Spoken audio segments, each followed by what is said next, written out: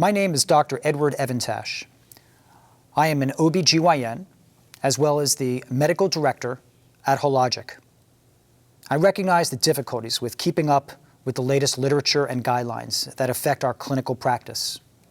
Our goal at Hologic is to identify relevant articles and provide a concise breakdown of the clinical highlights and conclusions.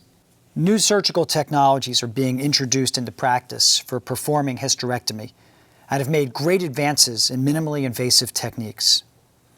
With the use of 3D visualization and the ergonomic benefits of the devices that are used, in theory, the surgeries should be simpler and quicker with less morbidity. Although many studies show advantages of the robotic techniques for hysterectomy over their open laparoscopic counterparts, few studies have evaluated the learning curve associated with attaining proficiency with this approach. The objective of this paper, which was published in the Green Journal, January 2013, by a group of surgeons from the Mayo Clinic in Rochester, Minnesota, and another group from the University of Texas in San Antonio, was to determine the perioperative parameters and complications with robotic hysterectomy with increasing surgical experience. The methodology used in this paper included obtaining all cases of hysterectomy performed at the Mayo Clinic from January 2007 through the end of December 2009, which is approximately 325 cases. Experience was analyzed in 6-month periods. For learning curve analysis, standard and risk-adjusted cumulative summation charting was used for the two most experienced surgeons, who in this paper are referred to as Surgeon A and Surgeon B. The percentage of patients requiring a hospital stay longer than 1 day decreased from 49.2% to 14.7% over the 3-year period. The mean operative time during the first 6 months was 3.5 hours, and the mean operative time during the last 6 months during the 3-year period was 2.7 hours. What this implies for physicians who are beginning their use of Da Vinci robot for hysterectomy is that about 50% of patients may experience hospital stays longer than 1 day and operative times that may exceed 3 hours. After 3 years, when you become proficient, you may see 15% of patients with admission for greater than 1 day and operative times that are just under 3 hours.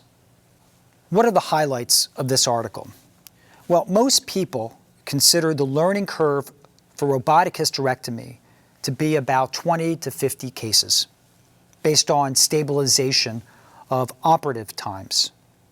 However, this method is rather arbitrary and does not consider patient outcomes.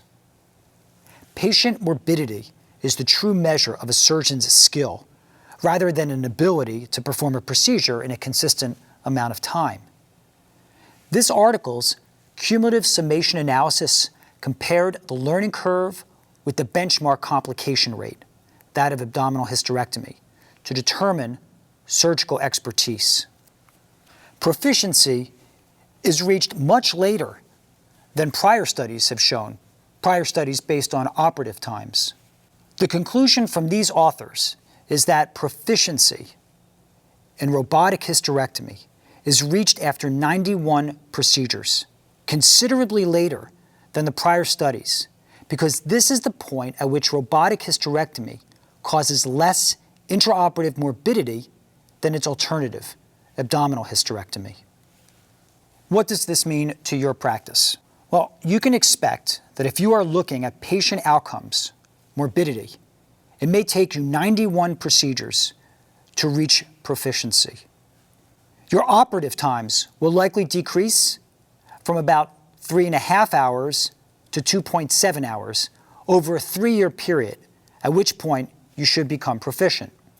However, at least 50% of your patients may need to stay in the hospital for longer than 1 day during the early part of your learning curve, and may decrease to about 15% as you become proficient.